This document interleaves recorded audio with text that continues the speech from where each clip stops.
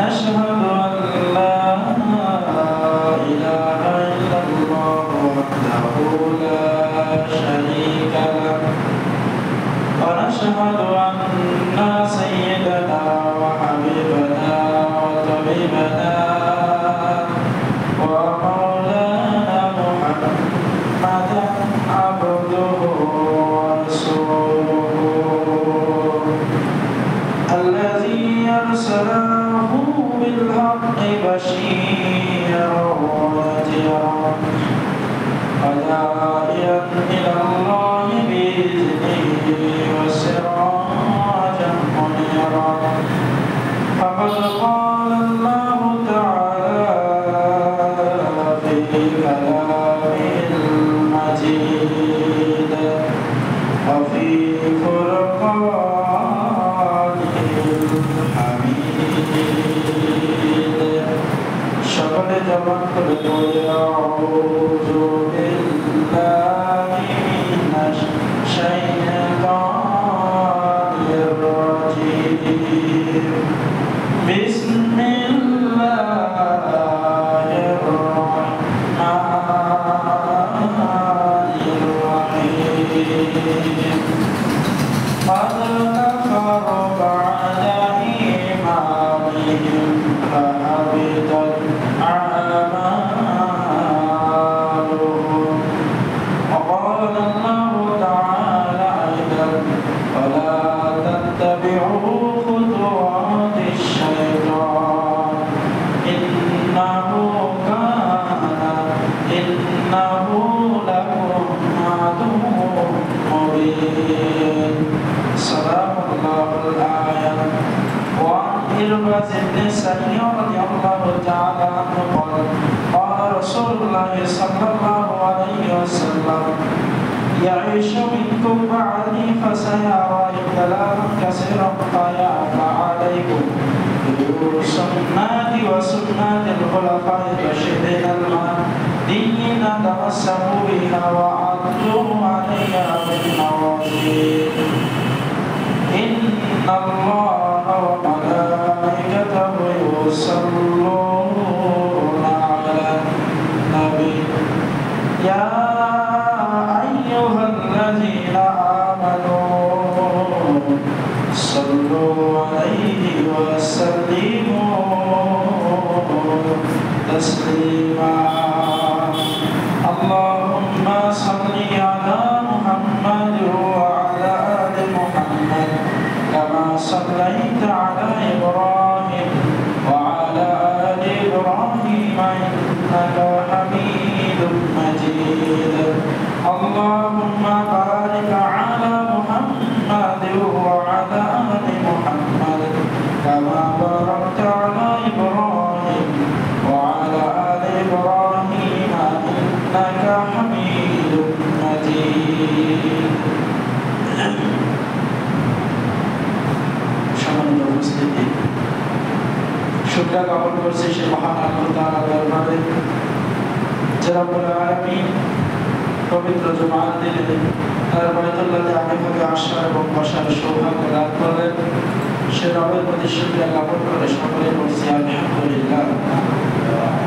দরুদ এবং সালাম বর্ষিত হোক মহান মানবতার মুক্তির দূত শাফাআতের কাণ্ডারি বিশ্বনবী জনাব মুহাম্মদ রাসূলুল্লাহ সাল্লাল্লাহু আলাইহি ওয়াসাল্লাম মাগফিরাত কামনা করে ঈশা মুজাহিদ ভাইদের জন্য যারা আল্লাহর জমিনে আল্লাহর দ্বীন ইসলামকে বাস্তবায়ন করতে যে জীবন হারিয়েছেন আল্লাহ রাব্বুল আলামিন তাদেরকে শহীদের মর্যাদা দান করে জান্নাতের সর্বোচ্চ মাকাম দান করুন। আমরা সকলে বলছি আল্লাহুম্মা আমিন। রব্বি ইশরাহ লি সাদরি ওয়া ইয়াসসির লি আমরি ওয়াহলুল উকদাতাম মিন লিসানি ইয়াফকাহু কওলি। সম্মানিত হাজিরিন, আলোচনার প্রারম্ভে মহাগ্রন্থ আল কোরআনুল কারীমের দুইটা আয়াত এবং বিশ্বনবীর অবিবাদী হাদিস থেকে একটি হাদিস আপনাদের মাঝে উপস্থাপন করেছি। আসুন কোরআন এবং সুন্নাহের আলোকে আমরা অতি স্বল্প সময়ে শয়তানের ফাঁদ সম্পর্কিত যে আলোচনা, এই আলোচনা আমরা শোনার চেষ্টা করব।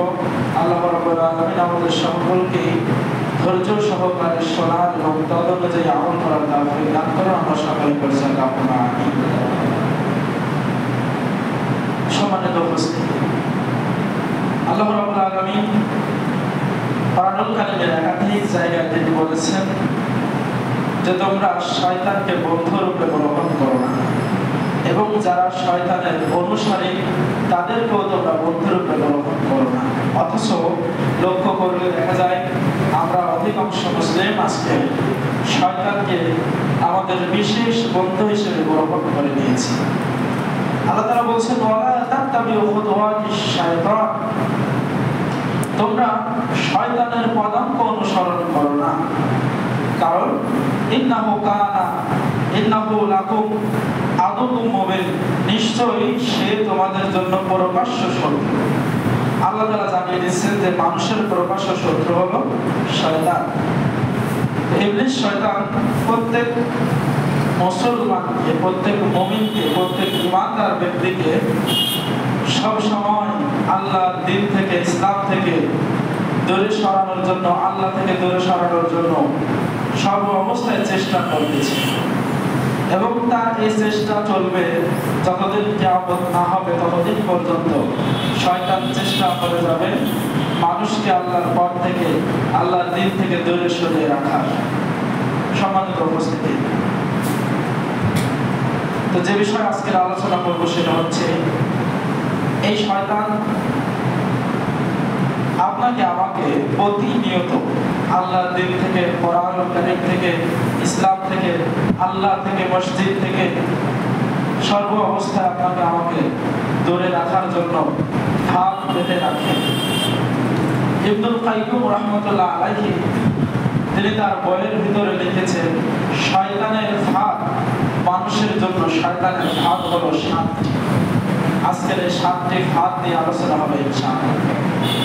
কারণ শয়তানের এই ফাঁদ সম্পর্কে যদি আপনি আমি না জানতে পারি, তাহলে শয়তান আপনাকে আমাকে আল্লাহর দ্বীন থেকে তার ফাঁদের মাধ্যমে কিভাবে যে দূরে সরিয়ে নেবে, এটা আপনি আমি কখনোই জানতে পারবো না।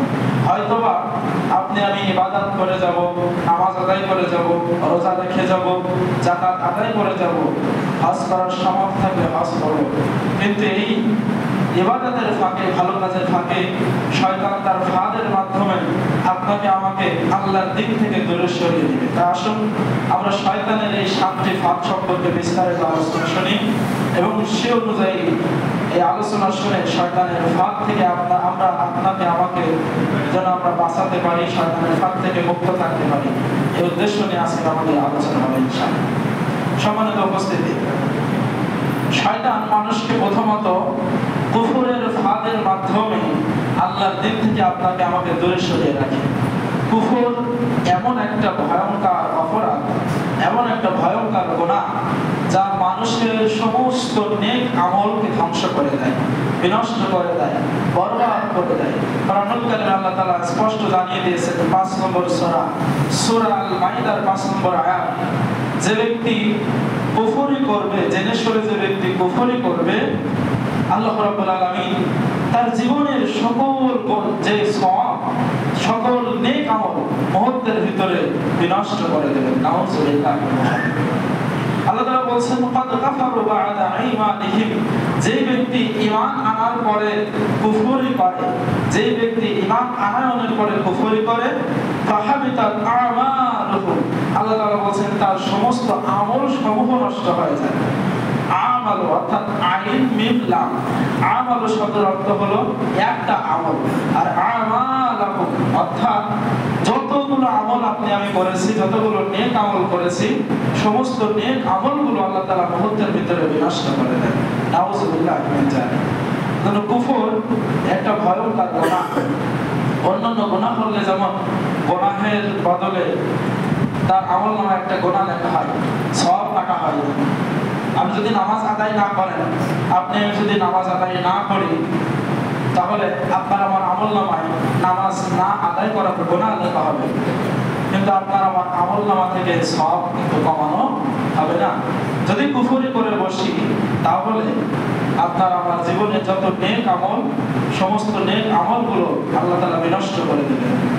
সম্মানিত উপস্থিতি, রাসূল কারীম সাল্লাল্লাহু আলাইহি ওয়াসাল্লাম বলেন, যে ব্যক্তি ইসলাম গ্রহণের পরে কুফরি করে আল্লাহ তাআলা তার সকল আমল বাতিল করে দেন।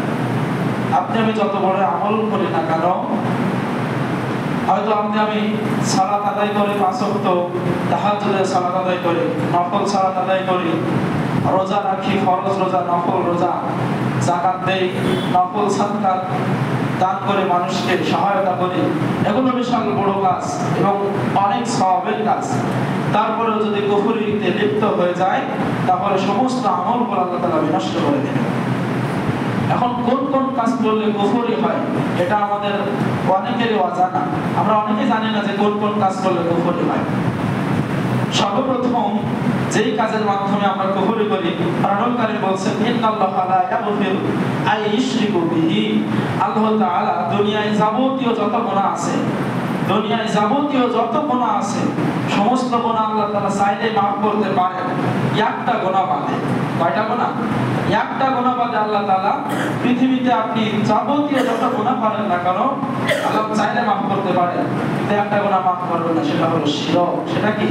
শিরক, আল্লাহ তাআলার সাথে কাউকে সমতুল্য করা, আল্লাহ তাআলার সাথে কাউকে সমকক্ষ স্থাপন করা, আল্লাহ তাআলার সাথে কাউকে পার্টনারশিপ করা। এই গুনাহ যারা করবে তাওবা না করা পর্যন্ত তাদের গুনাহ কোনোদিন ক্ষমা হবে না। সম্মানিত উপস্থিতি, তাহলে কুফর আমরা কত মাধ্যমে, কয়েকটা কাজের মাধ্যমে আমরা কুফরি করে ফেলি। তার ভিতরে সবচেয়ে বড় কুফরি হলো আল্লাহর সাথে শিরক করা। বড় কুফরি কি? আল্লাহর সাথে শিরক করা, আল্লাহর সাথে অংশীদার সাব্যস্ত করা। কেন এটাকে বড় কুফর বলা হলো? কুফরি শব্দের অর্থ হলো অস্বীকার করা, অর্থাৎ আল্লাহকে অস্বীকৃতি জানানো, আল্লাহকে অস্বীকার করা।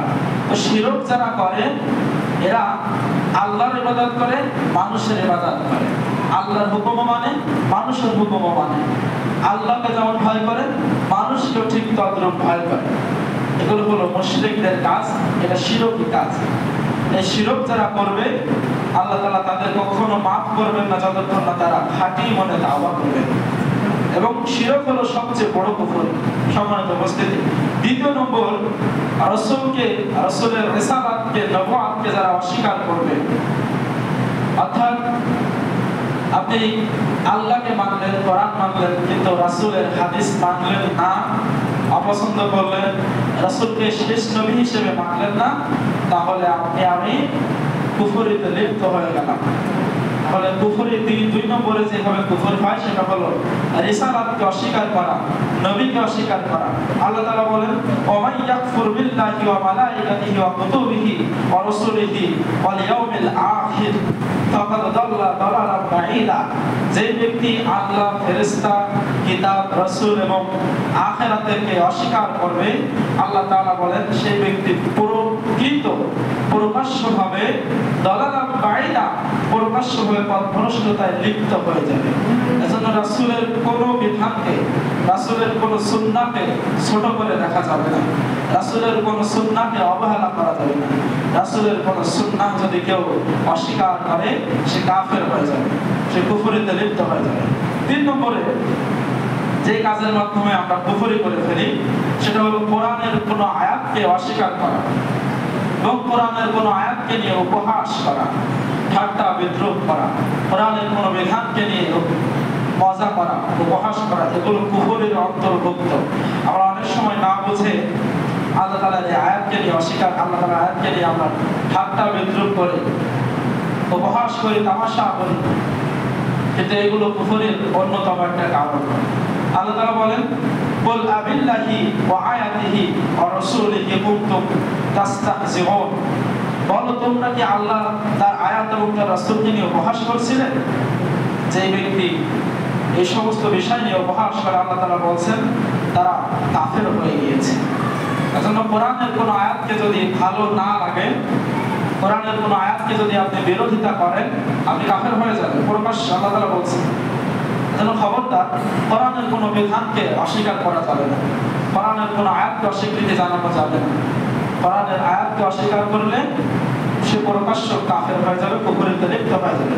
4 নম্বর, দ্বীনকে হালকা ভাবে দিলে, অর্থাৎ ইসলামকে যদি কোনো ব্যক্তি হালকা ভাবে নেয়, যেমন নামাজ আদায় করে আবার করে না, মনে চাইলে করে, মনে চাইলে নামাজ বাদ দেয়, এগুলো দিনকে হালকা করে নেওয়া বলে। এগুলো যারা করতে থাকবে এবং এই অবস্থায় মারা যাবে তাওবা না করে, শেষ প্রকৃতভাবে কাফের অবস্থা কিন্তু হবে। অর্থাৎ দিনের কোনো বিষয়কে হালকাভাবে নেওয়া যাবে না। দিনের সমস্ত বিষয়কে আমাদেরকে প্রকৃতভাবে আঁকড়ে ধরতে হবে, ইখলাসের সাথে আঁকড়ে ধরতে হবে। দিনের কোনো বিষয়কে আমরা যেন অপহাস না করি, হালকা করে না দেখি। দিনের কোনো বিষয়কে, ইসলামের কোনো বিষয়কে অপহাস করা, হালকা করে দেখা, এটাও কুফরের অন্তর্ভুক্ত।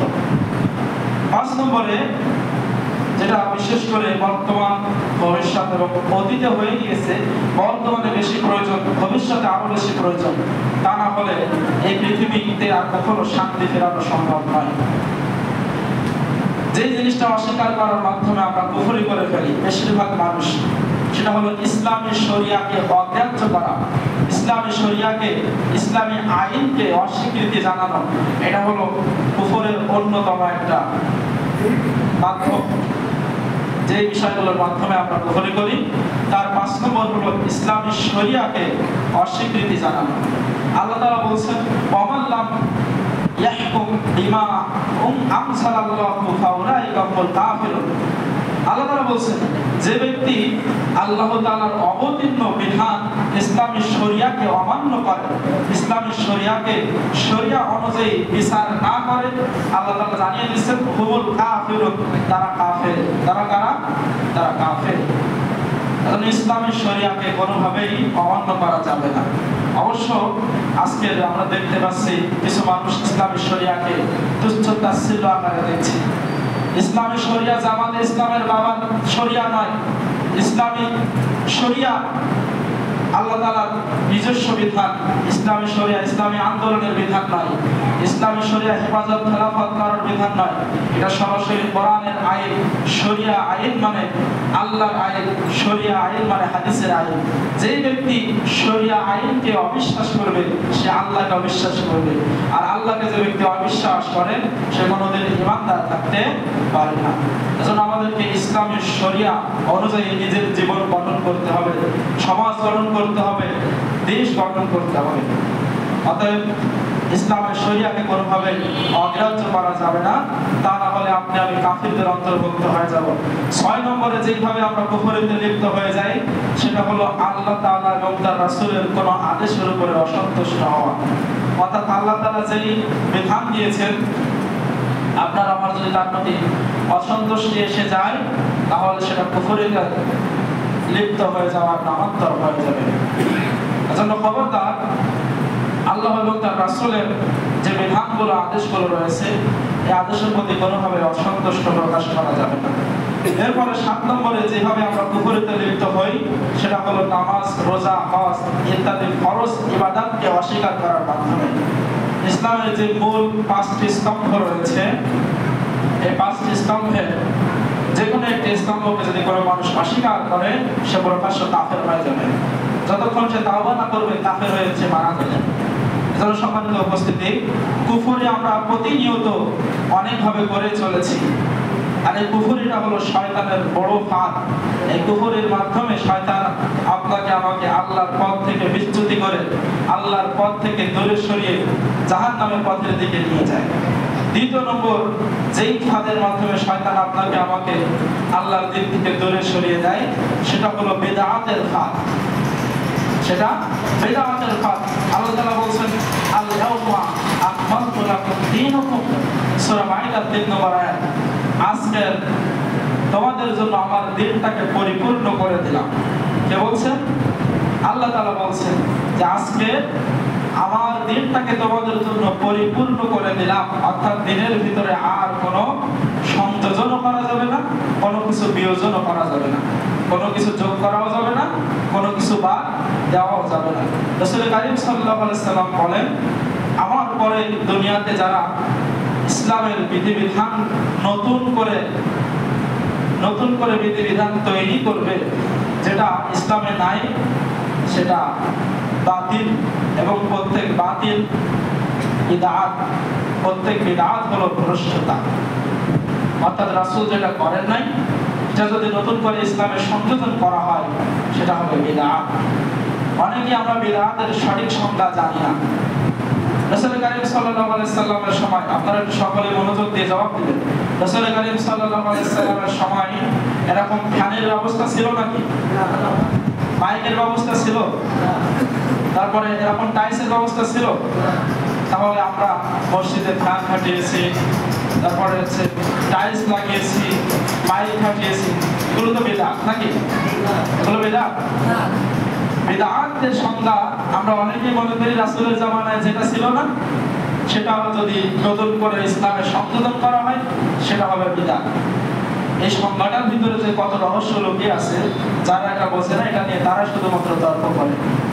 যেন বিদআতের সঠিক সংজ্ঞা আমাদের জানা প্রয়োজন। যারা বিদআতের এই সংজ্ঞাটা জানে যে রাসূলের জামানায় যা ছিল না বর্তমানে তা করলে বিদআত হবে, যে ব্যক্তি বলেছে এই কথাটা, যে ব্যক্তি বলবে সেও নিজেও বিদআত, কারণ সে তো রাসূলের জামানায় জন্মগ্রহণ করেন নাই। কথা কি বুঝতে পেরেছেন? রাসূলের জামানায় যা ছিল না, ভালো করে বুঝবেন, রাসূলের জামানায় যেটা ছিল না বর্তমান জামানায় সেটা হলো বিদআত। এই সংজ্ঞা যারা দেয়, এটা আসল সংজ্ঞা নয়, এই সংজ্ঞা যারা দেয়, যে ব্যক্তি দেয় তারাও বিদআত, কারণ তারা তো রাসূলের জামানায় জন্মগ্রহণ করে না। তাহলে আসল সংজ্ঞাটা কি? আসল সংজ্ঞা হলো এই যে বিদআত হলো রাসূলের জামানায় যে জিনিসটা আল্লাহ রাসূল করেন নাই, অর্থাৎ সুযোগ থাকতেও রাসূল করিম সাল্লাল্লাহু আলাইহি সাল্লাম সেটা করেন নাই, ওইটা যদি বর্তমানে ইসলামের সংযোজন করা হয় তাহলে সেটা হবে বিদআত। বুঝতে পেরেছি? রাসূলের জামানায় সম্ভব থাকলেও তিনি সেটা করেন নাই, কিন্তু বর্তমানে যদি সেটা আমরা সংযোজন করি সেটা হবে বিদআত। যেমন যদি কোনো ব্যক্তি কাবার দিক ফেরা বাদ দিয়ে, মনোযোগ দিয়ে বুঝবেন, আমার দিকে লক্ষ্য করেন, কিবলার দিকে অর্থাৎ কাবার দিকে মুখ না করে যদি পূর্ব দিকে, দক্ষিণ দিকে বা উত্তর দিকে ফিরে এই মসজিদে দাঁড়িয়ে, আমরা যেহেতু আমাদের বাইতুল্লাহ পেছনের দিকে, আমরা সেটা বলছি না, এই মসজিদে দাঁড়িয়ে পশ্চিম দিক বাদে এই তিন দিকের কোনো দিকে যদি নামাজ আদায় করে তার নামাজ হবে না। কারণ রাসূল করিম সাল্লাল্লাহু আলাইহি সাল্লাম শিক্ষা দিয়ে গিয়েছেন বাইতুল্লাহর দিকে, এবং আল্লাহ শিক্ষা দিচ্ছেন এটা বাইতুল্লাহর দিকে মুখ ফিরে নামাজ আদায় করতে হবে, অন্যদিকে মুখ ফিরালে তার নামাজ বাতিল হয়ে যাবে। রাসূলের জামানায় আল্লাহ রাসূল চাইলেও পূর্ব দিকে বা অন্য দিকে ফিরে নামাজ আদায় করতে পারতেন কিনা? সম্ভব ছিল? কথা বলেন, সম্ভব ছিল না? কিন্তু ওই সময়ে মাইক তৈরি করে মাইকে আযান দেওয়া সম্ভব ছিল? বিজ্ঞান তখন ততটা উন্নত হয়নি। যে জিনিসটা রাসূলের জামানায় করা সম্ভব ছিল, আল্লাহ রাসূল করেন নাই, ওইটা যদি আমরা করি ওইটা হবে বিদআত। বুঝতে পেরেছেন আপনারা? এই বিদআতের মাধ্যমে শয়তান আপনাকে আমাকে আল্লাহর দিক থেকে, আল্লাহর পথ থেকে দূরে সরিয়ে নিয়ে যায়। আজকে কত মসজিদ পৃথক হয়ে গিয়েছে, কত মানুষ পৃথক হয়ে গিয়েছে, কত দলমত তৈরি হয়ে গিয়েছে এই বিদআতের কারণে। তো বিদআতের মাধ্যমে শয়তান আমাদেরকে আল্লাহর দিক থেকে দূরে সরিয়ে দেয়। আসুন বিদআতের সঠিক সংজ্ঞা জেনে বিদআত থেকে আমরা যেন দূরে থাকতে পারি, আল্লাহ তাআলা আমাদের সকলকে সেই তৌফিক দান করুন। 3 নম্বরে শয়তানের তৃতীয় নম্বর ভাগ মানুষকে আল্লাহর দিক থেকে দূরে সরিয়ে রাখা, সেটা হলো কবিরা গুনাহ। কি গুনাহ? কবিরা গুনাহ, যেটা বড় গুনাহ হিসেবে পরিচিত। বড় গুনাহ মানুষকে ধীরে ধীরে তার ভিতরে যে ঈমানের আগুন এটা নিভিয়ে দেয়। এটা কি করে? নিভিয়ে দেয়, বিনষ্ট করে দেয়। আল্লাহ তাআলা বলছেন, যদি তোমরা বড় গুনাহ থেকে বিরত থাকো, কি গুনাহ? বড় বড় গুনাহ থেকে যদি তোমরা বেঁচে থাকো, বিরত থাকো, তাহলে আমি তোমাদের সকল ছোট গুনাহগুলো মাফ করে দেব। সুবহানাল্লাহ। সূরা নিসা আয়াত নম্বর 31। আল্লাহ তাআলা বলছেন, যদি তোমরা বড় গুনাহ থেকে বাঁচতে পারো, আমি তোমাদের যাবতীয় ছোট গুনাহগুলো মাফ করে দেব। সম্মানিত উপস্থিতি, কবিরা গুনাহ কোরআন এবং হাদিসের আলোকে বিশ্লেষণ করলে 70টিরও অধিক কবিরা গুনাহ রয়েছে। আসলে আমরা আমাদের সমাজে অধিক প্রচলিত কয়েকটা বড় গুনাহ সম্পর্কে জেনে নিই। সর্বপ্রথম যে বড় গুনাহ সেটা হচ্ছে আল্লাহ তাআলার সাথে শিরক করা, এটা ইতিপূর্বে আলোচনা করা হয়েছে। দ্বিতীয় নম্বর হত্যাকাণ্ড করা, মানুষকে আঘাত করা, বিনা কারণে মানুষকে অত্যাচার করা, জুলুম করা। এক কথায় আমরা প্রতিনিয়ত সংবাদে দেখতে পাচ্ছি যে বাংলাদেশের কোথাও না কোথাও মানুষ খুন হচ্ছে, হত্যাকাণ্ড হচ্ছে। এই হত্যাকাণ্ড হলো কবিরা গুনাহের অন্যতম দ্বিতীয় নম্বর বড় কবিরা গুনাহ। 3 নম্বর কবিরা গুনাহ হলো জিনা, ব্যভিচার। আমরা মোবাইল খুললে, টেলিভিশন খুললে দেখতে পাই অমুক জায়গায় ধর্ষিত হয়েছে, অমুক জায়গায় ধর্ষণ হয়েছে। এই ধর্ষণ, জিনা, ব্যভিচার এগুলো বড় গুনাহের অন্তর্ভুক্ত। 3 নম্বর বড় গুনাহ হলো ব্যভিচার, জিনা, ধর্ষণ। 4 নম্বরে কবিরা গুনাহ হলো সুদ খাওয়া। কি খাওয়া? সুদ খাওয়া। এটা যে কত বড় কবিরা গুনাহ, আল্লাহ তাআলা বলেন কবিরা গুনাহের সর্বোচ্চ দিক হলো আল্লাহ এবং তার রাসূলের সাথে যুদ্ধের নামান্তর। নাউযুবিল্লাহ। কার এত বড় সাহস আছে যে ব্যক্তি আল্লাহর সাথে যুদ্ধ করবে? আছে কারো সাহস? সেই দিন হাসরের ময়দানে পৃথিবীর সবচাইতে শক্তিশালী, ক্ষমতাশালী, অর্থ প্রভাবশালী ব্যক্তিও আল্লাহর দিকে তাকানোর সাহস পাবে না। প্রত্যেকটা মানুষের নজর থাকবে মাটির দিকে, প্রত্যেকটা মানুষের নজর থাকবে নিচের দিকে।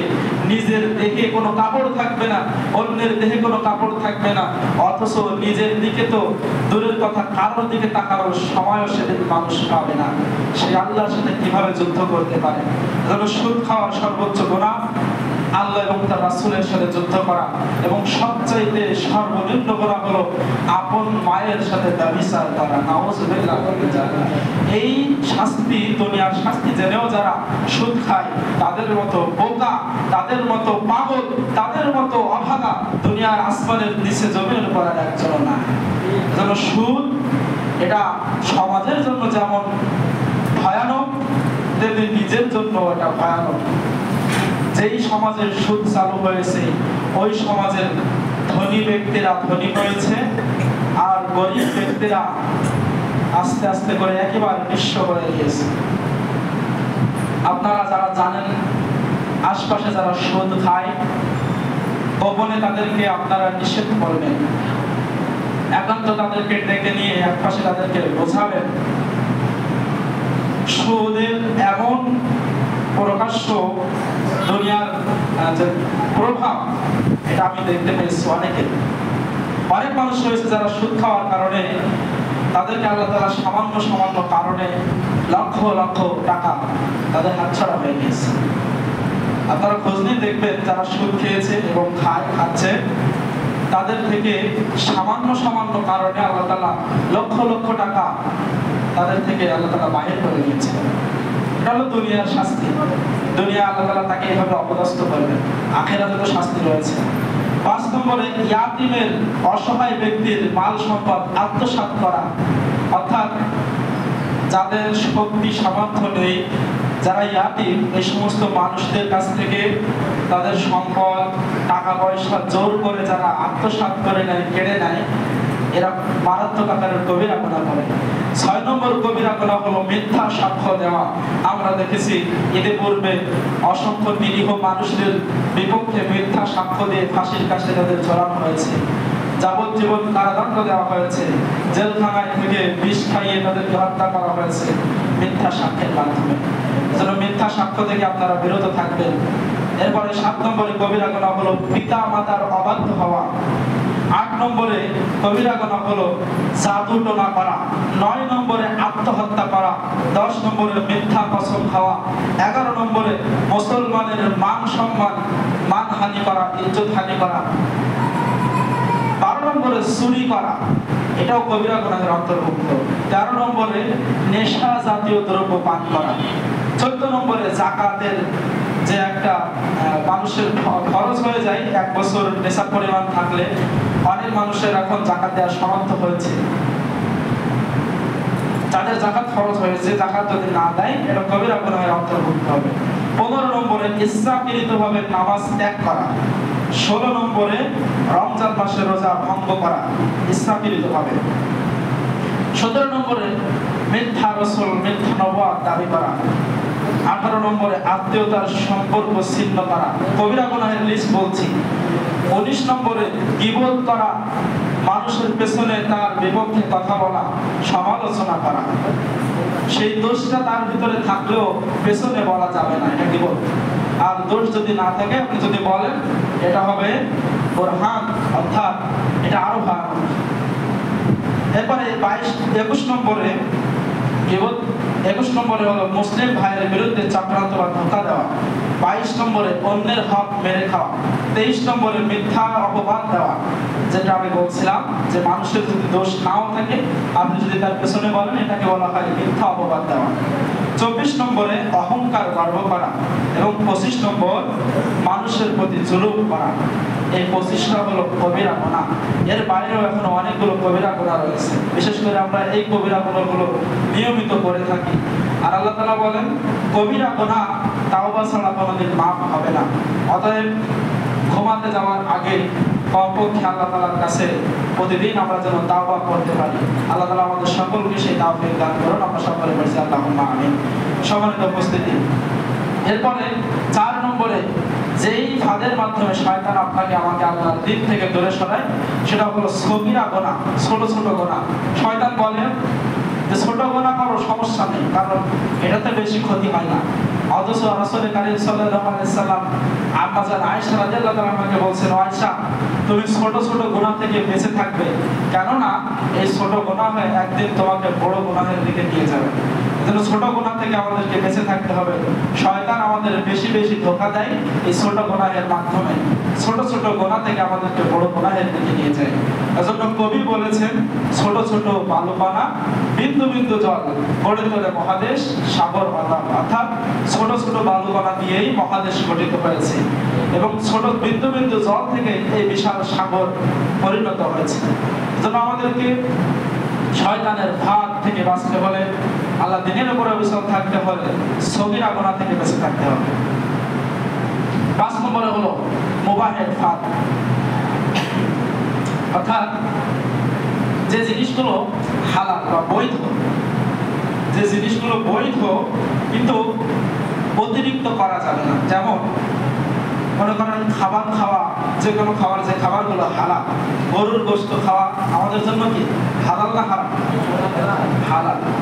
কিন্তু আপনি আমি মনে করেন খেতে পারবো আমরা 5 পিস, অথচ আমরা 6-7 পিস নিলাম, নিয়ে 5 পিস খেয়ে আর 2-3 পিস আমরা নষ্ট করে দিলাম, ফেলে দিলাম। এটা হলো অপচয়, এটা হলো মুবাহ। অর্থাৎ বৈধ জিনিসও অতিরিক্ত আকারে করা যাবে না। সম্মানিত উপস্থিতি, শয়তান আমাদেরকে মুবাহের মাধ্যমে আল্লাহর দিন থেকে বিচ্যুতি করে দেয়। এটা শয়তানের অন্যতম একটা ফাঁদ। 6 নম্বর ফাঁদ হলো অপেক্ষাকৃত কম মর্যাদাপূর্ণ আমলের ফাঁদ। যেমন মনে করেন একজন ব্যক্তি প্রতিদিন তাহাজ্জুদের সালাত আদায় করে, প্রতিদিন তাহাজ্জুদের সালাত আদায় করে। আপনাদের কাছে প্রশ্ন করি, তাহাজ্জুদের সালাত আদায় ফরজ নাকি ফরজের নামাজ আদায় করা ফরজ? ফজরের নামাজ আদায় করা ফরজ। অনেক ব্যক্তি রয়েছে তাহাজ্জুদের সালাত আদায় করে ঘুমায় যায়, অথচ ফজরের নামাজ সে আর পড়তে পারে না। এটা শয়তানের একটা অন্যতম গুরুত্বপূর্ণ ফাঁদ। সে আপনাকে আমাকে ছোট ছোট আমল, যে আমলগুলো বড় আমল থেকে মর্যাদা কম, সেই সমস্ত আমলে লিপ্ত রেখে বড় আমল থেকে দূরে সরিয়ে রাখে। এটা শয়তানের একটা অন্যতম ফাঁদ। আমরা যেন এই ফাঁদে না পড়ি, তাহাজ্জুদের সালাত যদি আদায় করি, আদায় করার পরে যেন আমরা ফজরের সালাতটা আদায় করতে পারি। তো এই ধরনের যে মর্যাদাপূর্ণ সওয়াবের কাজ রয়েছে, সেই সওয়াবের কাজটা আমাদের করতে হবে। অবশ্যই তাহাজ্জুদের সালাতটাও গুরুত্বপূর্ণ। সম্মানিত উপস্থিতি, তাহলে 6 নম্বর যে ফাঁদ সেটা হলো অপেক্ষাকৃত মর্যাদা কম মর্যাদাপূর্ণ আমলের ফাঁদের মাধ্যমে শয়তান আপনাকে আমাকে আল্লাহর দিন থেকে বিচ্যুতি করে। সর্বশেষ যে ফাঁদের মাধ্যমে শয়তান আপনাকে আমাকে আল্লাহর দিন থেকে দূরে সরিয়ে দেয়, ইবনুল কাইয়্যিম রাহমাতুল্লাহ আলাইহি তার বইয়ের ভিতরে 7টা ফাঁদ লিখেছেন। সর্বশেষ ফাঁদ হলো মানুষের উপর শয়তানের বাহিনী প্রয়োগ করে। শয়তান যখন এই 6টা ফাঁদ প্রয়োগ করে যখন দেখে যে তো আল্লাহর দিন থেকে ফিরে আসছে না, সর্বশেষ তখন সে তার বাহিনী প্রেরণ করে এবং এই বাহিনী মানুষের কাছে এসে বিভিন্নভাবে তাকে আল্লাহর দিন থেকে দূরে সরানোর চেষ্টা করে। বিভিন্নভাবে নামাজে দাঁড়ালে দেখবেন শয়তান আপনাকে আমাকে নামাজের মনোযোগ হারিয়ে দুনিয়ার যাবতীয় কাজের মনোযোগ হারিয়ে ফেলে। এখানে যারা এসেছেন সকলে সালাত আদায় করেন, আপনারা বলবেন নামাজ আদায় করার সময় দুনিয়াবি চিন্তা আসে কি আসে না বলেন তো? দেখবেন যেমন হয় যে আমরা নামাজের বাইরে অর্থাৎ নামাজ যখন দাঁড়াই না তখন অনেকগুলো জিনিস আমাদের মনে আসে না, মানে কি একটা মনে করতে যে মনে আসে না, কিন্তু যখন নামাজে দাঁড়াবেন ঠিক দেখবেন সেই জিনিসটা মনে আসে। সারাদিন ধরে চেষ্টা করে মনে করতে পারা যায় না, নামাজে দাঁড়ালেই সেটা কিন্তু মনে চলে আসে। এটা হলো শয়তানের অন্যতম এবং সর্বশেষ ভাগ।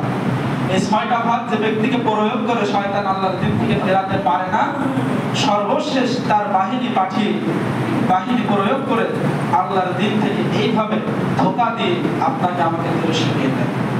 এবং শয়তানের অস্ত্র হলো হিংসা, গীবত, পরনিন্দা, পরচর্চা, মানুষের হক নষ্ট করা, এগুলো হলো শয়তানের অস্ত্র।